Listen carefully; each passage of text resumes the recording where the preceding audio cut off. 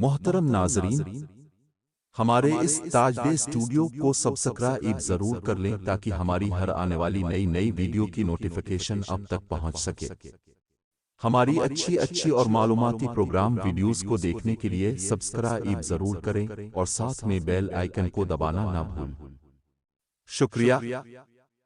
حضور صلی اللہ علیہ وسلم کی سیرت مبارکہ انسانی تاریخ کی سب سے روشن، کامل اور جامع مثال ہے۔ آپ کی زندگی کا ہر پہلو رہنمائی، محبت، عدل، اخلاقیات اور خدا کی بندگی کا عملی مظہر ہے۔ نبی کریم کی سیرت کو کئی اہم حصوں میں تقسیم کیا جا سکتا ہے۔ ایک، پیدائش اور بچپن۔ حضور اکرم 12 ربیع الاول عام الفیل 571 میں مکہ مکرمہ میں پیدا ہوئے۔ آپ کے والد حضرت عبداللہ آپ کی ولادت سے پہلے ہی انتقال فرما چکے تھے اور آپ کی والدہ حضرت آمنہ بھی کم عمری میں وفات پا گئیں۔ چنانچہ آپ کی پرورش پہلے آپ کے دادا عبد المطلب اور پھر آپ کے چچا ابو طالب نے کی۔ دو، جوانی اور صداقت و امانت۔ جوانی کے دور میں اپنی صداقت، امانت اور اعلیٰ اخلاق کی بنا پر اہل مکہ کے دل جیت لیے۔ لوگ آپ کو الصادق اور الامین کہہ کر پکارتے تھے۔ تین، نبوت کا اعلان۔ 40 سال کی عمر میں غار حرا میں عبادت کے دوران حضرت جبرائیل علیہ السلام پہلی وحی لے کر آئے۔ اس کے بعد اپنے لوگوں کو توحید، رسالت، قیامت اور اخلاقیات کی تعلیم دینا شروع کی۔ ابتدا میں دعوت خفیہ تھی لیکن بعد میں اللہ کے حکم سے علانیہ دعوت دی گئی۔ چار، مکہ مکرمہ کا دور۔ مکہ میں آپ اور آپ کے صحابہ کو شدید ظلم و ستم کا سامنا کرنا پڑا۔ کفار مکہ نے اسلام کو روکنے کی ہر ممکن کوشش کی لیکن اپنے صبر، دعا اور حکمت سے کام لیا۔ پانچ، ہجرت اور مدینہ کی ریاست۔ ظلم و ستم کے بڑھنے پر اپنے اللہ کے حکم سے مدینہ ہجرت کی، جہاں اسلامی ریاست کی بنیاد رکھی گئی۔ یہاں اپنے معاہدے، عدل و انصاف اور انسانی حقوق کی مثالیں قائم کیں۔ چھ، غزوات اور معاہدات۔ مدینہ کے دور میں اپنے کئی غزوات میں شرکت کی جن کا مقصد دفاع اور امن کا قیام تھا۔ اپنے کفار کے ساتھ معاہدات کیے جن میں صلح حدیبیہ ایک اہم مثال ہے۔ سات، فتح مکہ۔ 8 ہجری میں مکہ فتح ہوا اور اپنے دشمنوں کو معاف کرتے ہوئے دنیا کو رحم و کرم کی عظیم مثال دی۔ 8، آخری ایام اور خطبہ حجۃ الوداع۔ اپنے 10 ہجری میں حجۃ الوداع کا خطبہ دیا جس میں انسانی حقوق، خواتین کے احترام، عدل و انصاف اور امت کے اتحاد پر زور دیا۔ 9، وصال مبارک۔ 12 ربیع الاول 11 ہجری کو اپنے دنیا سے پردہ فرمایا۔ آپ کی وفات نے آپ کے صحابہ اور امت کو گہرے غم میں مبتلا کر دیا۔ 10، سیرت کا پیغام۔ آپ کی سیرت ہر دور اور ہر انسان کے لیے ہدایت اور رہنمائی کا سرچشمہ ہے۔ چاہے وہ ذاتی زندگی ہو، خاندان، معاشرت، تجارت، جنگ یا حکومت، آپ کی تعلیمات ہر میدان میں رہنمائی فراہم کرتی ہیں۔ نبی اکرم کی سیرت کا مطالعہ ایمان کو مضبوط کرنے اور زندگی کو بہتر بنانے کا بہترین ذریعہ ہے۔ حضور نبی اکرم کی زندگی دنیا کے تمام انسانوں کے لیے ایک کامل نمونہ اور مشعل راہ ہے۔ آپ کی زندگی کا ہر لمحہ اللہ تعالیٰ کی عبادت، انسانیت کی خدمت اور اخلاقی اقدار کی مثال سے بھرا ہوا تھا۔ آپ کی زندگی کو کئی اہم پہلوؤں میں تقسیم کیا جا سکتا ہے۔ ایک، ولادت و بچپن۔ اب 12 ربیع الاول عام الفیل 571 کو مکہ مکرمہ میں قریش کے معزز خاندان بنی ہاشم میں پیدا ہوئے۔ والد کا نام عبداللہ اور والدہ کا نام آمنہ تھا۔ والد کا انتقال آپ کی ولادت سے پہلے ہو چکا تھا۔ آپ کی پرورش پہلے والدہ، پھر دادا عبد المطلب اور بعد میں چچا ابو طالب نے کی۔ بچپن میں بھی آپ صداقت، شرافت اور امانت داری کے لیے معروف تھے۔ دو، جوانی اور اخلاق۔ اپنی جوانی کے دور میں بھی سچائی، امانت داری اور پاکیزہ اخلاق کی اعلیٰ مثال قائم کی۔ آپ کو الصادق، سچا اور الامین، امانت دار کے لقب سے یاد کیا جاتا تھا۔ اپنے تجارت میں بھی دیانت داری کا مظاہرہ کیا اور حضرت خدیجہ رضی اللہ عنہا کے تجارتی قافلے کے لیے کام کیا۔ 3 شادی اور خاندانی زندگی۔ 25 سال کی عمر میں آپ کی شادی حضرت خدیجہ رضی اللہ عنہا سے ہوئی، جو اب سے 15 سال بڑی تھی۔ آپ کی شادی شدہ زندگی محبت، وفاداری اور سکون کی مثال تھی۔ آپ کے کئی بچے تھے، جن میں حضرت فاطمہ الزہرا رضی اللہ عنہا سب سے زیادہ مشہور ہے۔ 4 نبوت کا اعلان۔ 40 سال کی عمر میں غار حرا میں آپ پر پہلی وحی نازل ہوئی اور آپ کو نبوت عطا کی گئی۔ ابتدائی طور پر دعوت خفیہ رہی، لیکن بعد میں اللہ کے حکم سے اپنے اسے علانیہ کیا۔ اپنے توحید، اخلاقیات اور انصاف کا پیغام دیا، جو اس وقت کی جاہلانہ معاشرت کے لیے انقلابی تھا۔ 5 مکی زندگی۔ مکہ میں آپ کو کفار کے ظلم و ستم کا سامنا کرنا پڑا، لیکن اپنے صبر، برداشت اور دعا سے کام لیا۔ آپ کے صحابہ نے بھی بے مثال قربانیاں دیں۔ مکہ کے اس دور میں اپنے اسلام کی بنیادی تعلیمات کا پرچار کیا۔ 6 ہجرت اور مدینہ کی زندگی۔ کفار کے بڑھتے ہوئے مظالم کی وجہ سے اپنے مدینہ ہجرت کی، جہاں اسلامی ریاست کی بنیاد رکھی۔ اپنے مدینہ میں بھائی چارے، عدل اور مساوات پر مبنی معاشرت قائم کی۔ یہیں پر اسلامی عبادات اور قوانین کا نفاذ ہوا۔ 7 غزوات اور معاہدے۔ مدینہ میں آپ کو کفار مکہ اور دیگر قبائل سے کئی جنگوں کا سامنا کرنا پڑا، جن میں غزوہ بدر، احد اور خندق شامل ہیں۔ ان جنگوں میں آپ نے ہمیشہ عدل، رحم اور حکمت سے کام لیا۔ اپنے معاہدات، جیسے صلح حدیبیہ کے ذریعے امن کے قیام کی کوشش کی۔ 8 فتح مکہ۔ 8 ہجری میں مکہ مکرمہ بغیر خونریزی کے فتح ہوا۔ اپنے دشمنوں کو معاف کر کے رحم و کرم کی اعلیٰ مثال قائم کی۔ فتح مکہ کے بعد اسلام تیزی سے پھیلنا شروع ہوا۔ 9 آخری ایام اور حجۃ الوداع۔ 10 ہجری میں اپنے حجۃ الوداع ادا کیا اور اپنے خطبے میں امت کو اہم نصیحتیں کی۔ آپ نے فرمایا، آج کے دین مکمل ہو گیا اور میں نے تم پر اپنی نعمت تمام کر دی۔ 10 وصال مبارک۔ 11 ہجری 12 ربیع الاول کو مدینہ منورہ میں آپ کا وصال ہوا۔ آپ کا وصال دنیا کے لیے ایک بڑا سانحہ تھا، لیکن آپ کی تعلیمات آج بھی زندہ ہیں اور رہتی دنیا تک رہنمائی فراہم کرتی رہیں۔ حضور کی زندگی کا پیغام۔ آپ کی زندگی محبت، امن اور انسانیت کی خدمت کا درس دیتی ہے۔ آپ کی سیرت طیبہ قیامت تک ہر انسان کے لیے رہنمائی کا ذریعہ ہے۔ ارشاد باری تعالیٰ ہے، لَقَدْ وَإِنَّ لَوَمَفْنُ صَوْلٌ الْيَنْ آصَوَيْ حَسُوِنَ۔ بے شک تمہارے لیے رسول اللہ کی زندگی بہترین نمونہ ہے۔ حضور نبی اکرم کی سادہ زندگی دنیا کے تمام انسانوں کے لیے ایک کامل نمونہ ہے۔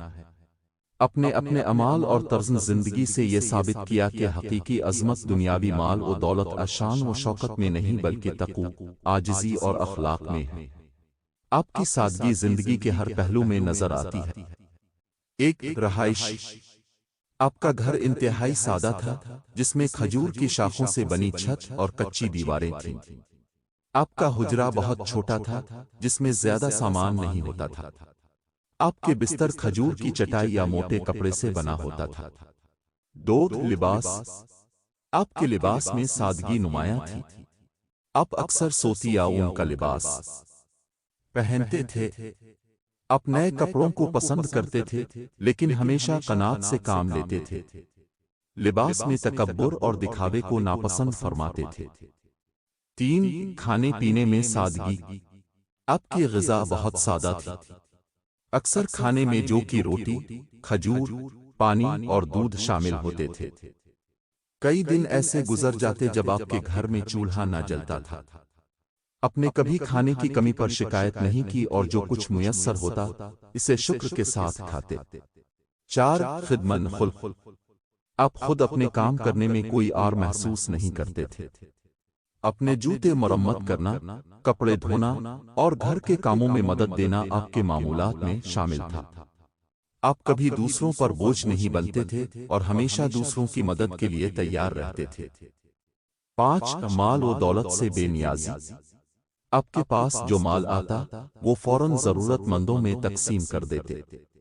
اپنی ضروریات کو محدود رکھا اور دوسروں کی ضروریات کو اپنی ترجیح بنایا، اپنے دنیاوی عیش و آرام کو ترک کیا اور آخرت کی تیاری کو اہم سمجھا۔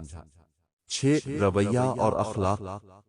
اب انتہائی عاجزی سے زندگی گزارتے تھے اور کبھی اپنی فضیلت حیثیت کا اظہار نہیں کرتے تھے۔ غلاموں، یتیموں، مسکینوں اور کمزوروں کے ساتھ محبت اور برابری کا سلوک کرتے تھے۔ مجلس میں سب کے ساتھ زمین پر بیٹھتے اور کسی خاص مقام کی طلب نہیں کرتے۔ 7 سفر میں سادگی۔ سفر کے دوران بھی آپ سادہ طریقے سے رہتے۔ آپ اونٹ یا گدھے پر سوار ہوتے اور کبھی پیدل بھی چلتے۔ کھانے اور آرام میں اپنے ساتھیوں کے ساتھ یکساں شریک ہوتے۔ 8 عبادات میں سادگی۔ آپ کی عبادات انتہائی خلوص اور خشوع کے ساتھ ہوتی، لیکن ان میں بھی اعتدال تھا۔ اب دوسروں کو بھی سادگی اور میانہ روی کی تلقین کرتے تھے۔ ایک ایمان اور عبادات کے متعلق۔ اعمال کا دارومدار نیتوں پر ہے۔ صحیح بخاری۔ تم میں سے بہترین شخص وہ ہے جو قرآن سیکھے اور دوسروں کو سکھائے۔ صحیح بخاری۔ نماز میری آنکھوں کی ٹھنڈک ہے۔ نسائی۔ 2 اخلاق اور کردار۔ بہترین مسلمان وہ ہے جس کے اخلاق سب سے اچھے ہوں۔ صحیح بخاری۔ مسلمان وہ ہے جس کی زبان اور ہاتھ سے دوسرے مسلمان محفوظ رہیں۔ صحیح بخاری۔ جو شخص لوگوں پر رحم نہیں کرتا، اللہ اس پر رحم نہیں کرتا۔ صحیح بخاری۔ 3 حقوق العباد۔ وہ شخص ہم میں سے نہیں جس کا پڑوسی اس کے شر سے محفوظ نہ ہو۔ صحیح بخاری۔ صدقہ ہر مسلمان پر لازم ہے۔ صحابہ نے عرض کیا، اگر کسی کے پاس کچھ نہ ہو تو فرمایا وہ اپنے ہاتھ سے کام کرے اور خود بھی کھائے اور صدقہ بھی کرے۔ صحیح بخاری۔ یتیم کے سر پر ہاتھ پھیرنے والے کے لیے جنت ہے۔ مسند احمد۔ 4 دنیا اور آخرت۔ دنیا مومن کے لیے قید خانہ اور کافر کے لیے جنت ہے۔ صحیح مسلم۔ تم میں سے عقل مند وہ ہے جو اپنی خواہشات کو قابو میں رکھے اور آخرت کے لیے عمل کرے۔ ترمذی۔ دنیا سے بے رغبت ہو جاؤ، اللہ تم سے محبت کرے گا، اور لوگوں کی چیزوں سے بے رغبت ہو جاؤ، لوگ تم سے محبت کریں گے۔ ابن ماجہ۔ 5 والدین اور رشتہ داروں کے حقوق۔ والدین کے ساتھ اچھا سلوک کرو، جنت تمہارے قدموں تلے ہوگی۔ نسائی۔ جو شخص رشتہ داری کو توڑے وہ جنت میں داخل نہیں ہوگا۔ صحیح بخاری۔ ماں کے قدموں تلے جنت ہے۔ نسائی۔ 6 محبت اور اخوت۔ تم میں سے کوئی شخص مومن نہیں ہو سکتا جب تک اپنے بھائی کے لیے وہی نہ چاہے جو اپنے لیے چاہتا ہے۔ صحیح بخاری۔ مسلمان آپس میں ایک جسم کی مانند ہیں، اگر جسم کے ایک حصہ میں تکلیف ہو تو پورا جسم بے چین ہو جاتا ہے۔ صحیح مسلم۔ مسلمان بھائی بھائی ہیں، نہ ظلم کریں، نہ بے یار و مددگار چھوڑے۔ صحیح بخاری۔ 7 خواتین کے متعلق۔ تم میں سے بہترین وہ ہیں جو اپنی بیویوں کے ساتھ اچھے ہیں۔ ترمذی۔ جنت ماں کے قدموں کے نیچے ہے۔ نسائی۔ 8 صفائی اور صحت۔ صفائی نصف ایمان ہے۔ صحیح مسلم۔ کھانے سے پہلے اور بعد میں ہاتھ دھونا برکت کا سبب ہے۔ ترمذی۔ 9 عدل اور انصاف۔ عدل کرو کیونکہ عدل تقوی کے قریب ہے۔ القرآن سورۃ المائدہ۔ سب سے بڑی امانت داری یہ ہے کہ کسی کے ساتھ انصاف کیا جائے۔ ابن ماجہ۔ 10 علم کے متعلق۔ علم حاصل کرنا ہر مسلمان مرد اور عورت پر فرض ہے۔ ابن ماجہ۔ جو شخص علم کی تلاش میں نکلے، اللہ اس کے لیے جنت کا راستہ آسان کر دیتا ہے۔ صحیح مسلم۔ یہ اقوال نہ صرف مسلمانوں کے لیے بلکہ پوری انسانیت کے لیے ہدایت اور رہنمائی کا سرچشمہ ہے۔ اپنے اپنے اقوال اور عمل سے دنیا کو امن، محبت اور انصاف کا پیغام دیا۔ نبی کریم صلی اللہ علیہ وسلم کی جنگی حکمت عملی، قیادت اور جنگی رویہ دنیا کے لیے عدل، انسانیت اور اخلاقیات کا اعلیٰ نمونہ ہے۔ اپنے ہمیشہ جنگ کو آخری حل کے طور پر اپنایا اور دفاع، ظلم کے خاتمے اور امن کے قیام کو مقصد بنایا۔ حضور اکرم نے کسی بھی جنگ کو ذاتی مفاد زمین کی فتح کے لیے نہیں بلکہ اللہ کے دین کی سربلندی اور مظلوموں کے تحفظ کے لیے لڑا۔ حضور کے جنگی اصول: ایک، جنگ کو آخری حل سمجھنا۔ اپنے ہمیشہ جنگ سے پہلے صلح کی کوشش کی، اپنے دشمنوں کے ساتھ معاہدات کیے اور مسائل کو پرامن طور پر حل کرنے کی کوشش کی۔ دو، ظلم اور زیادتی سے منع فرمایا۔ اپنے جنگ کے دوران عورتوں، بچوں، بوڑھوں، مذہبی رہنماؤں اور غیر مسلح افراد کو نقصان پہنچانے سے سختی سے منع کیا۔ خبردار، عورتوں اور بچوں کو ہرگز نہ مارنا۔ صحیح مسلم۔ تین، محیط اور وسائل کا تحفظ۔ اپنے درختوں کو کاٹنے، فصلوں کو جلانے، پانی کے ذرائع کو نقصان پہنچانے سے منع فرمایا۔ چار، قیدیوں کے ساتھ حسن سلوک۔ جنگ کے قیدیوں کے ساتھ عزت اور ہمدردی کا سلوک کیا جاتا۔ مثال کے طور پر غزوہ بدر کے قیدیوں کو مسلمانوں نے اپنے کھانے سے بہتر کھانا دیا۔ پانچ، شفقت اور رحم کا مظاہرہ۔ جنگ میں گرفتار دشمنوں کو معاف کرنا اور ان کے ساتھ نرمی برتنا آپ کی عادت تھی۔ فتح مکہ کے موقع پر اپنے تمام دشمنوں کو معاف کر دیا۔ غزوات اور جنگی واقعات: آپ کی قیادت میں تقریباً 27 غزوات جہاں آپ خود شریک تھے اور 70 کے قریب سریے جہاں صحابہ کو بھیجا گیا پیش آئے۔ ان میں چند اہم غزوات درج ذیل ہیں۔ ایک، غزوہ بدر 2 ہجری۔ یہ اسلام کی پہلی بڑی جنگ تھی۔ مسلمانوں کی تعداد 313 تھی جبکہ کفار مکہ 1000 تھے۔ اللہ کی مدد سے مسلمان فتح یاب ہوئے۔ یہ جنگ ایمان، صبر اور اللہ پر توکل کی بہترین مثال تھی۔ دو، غزوہ احد 3 ہجری۔ کفار مکہ نے بدر کی شکست کا بدلہ لینے کے لیے مسلمانوں پر حملہ کیا۔ مسلمانوں کی وقتی غلطی، پہاڑی مقام چھوڑنا کے باعث نقصان ہوا۔ یہ جنگ مسلمانوں کے لیے ایک سبق بن گئی کہ نظم و ضبط اور اطاعت کتنی ضروری ہے۔ تین، غزوہ خندق 5 ہجری۔ مدینہ پر کفار کے بڑے لشکر نے حملہ کیا لیکن مسلمانوں نے مدینہ کے گرد خندق کھود کر شہر کا دفاع کیا۔ یہ جنگ بغیر کسی بڑی لڑائی کے ختم ہوئی لیکن اس نے مسلمانوں کو اتحاد اور حکمت کی اہمیت سکھائی۔ چار، صلح حدیبیہ 6 ہجری۔ اگرچہ یہ کوئی جنگ نہیں تھی لیکن اس معاہدے نے مسلمانوں کو امن اور تبلیغ کا موقع فراہم کیا۔ اس معاہدے نے بالآخر فتح مکہ کی راہ ہموار کی۔ 5، فتح مکہ 8 ہجری۔ مکہ بغیر کسی خونریزی کے فتح ہوا۔ اپنے تمام دشمنوں کو معاف کر کے رحم و کرم کی اعلیٰ مثال قائم کی۔ یہ جنگ مسلمانوں کے لیے ایک عظیم فتح ثابت ہوئی۔ جنگ کے اخلاقی پہلو: جنگ میں ظلم و زیادتی کا کوئی تصور نہیں تھا۔ اپنے واضح کیا کہ جنگ میں بھی اخلاقیات کی پاسداری ضروری ہے۔ آپ کے ارشادات جنگی ضابطوں کو متعین کرتے ہیں۔ عورتوں، بچوں، بوڑھوں اور مذہبی افراد کو نقصان نہ پہنچا۔ فصلیں اور درخت نہ کاٹو۔ حضور کا جنگ کا مقصد: ایک، ظلم و ستم کا خاتمہ۔ دو، مظلوموں کا دفاع۔ تین، دین کی آزادی کو یقینی بنانا۔ چار، انصاف اور امن کا قیام۔ نتیجہ: نبی کریم کی جنگیں صرف اور صرف انسانیت کی بقا، عدل کے قیام اور اللہ کی رضا کے لیے تھی۔ اپنے ہر جنگ میں رحم، شفقت اور اعلیٰ اخلاق کا مظاہرہ کیا۔ آپ کی جنگی حکمت عملی اور اصول آج بھی دنیا کے لیے ایک مثالی نمونہ ہے۔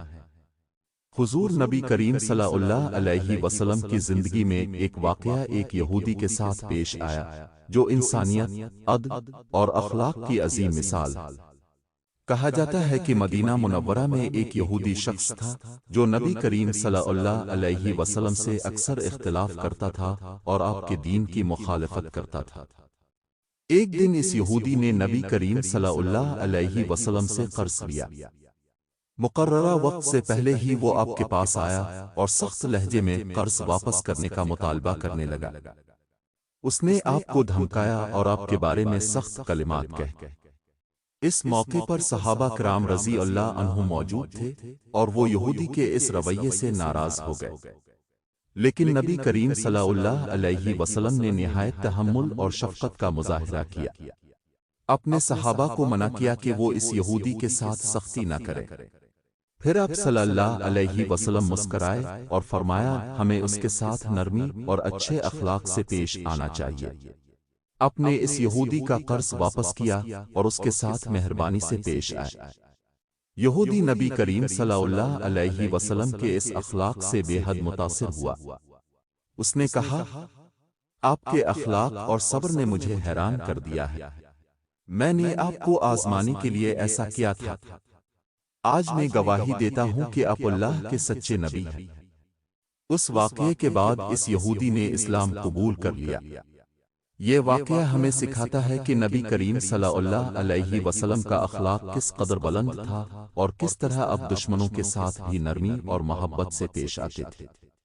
یہ ہمیں یاد دلاتا ہے کہ اسلام صرف عبادات کا دین نہیں، بلکہ اخلاقیات اور انسانیت کا بھی درس دیتا ہے۔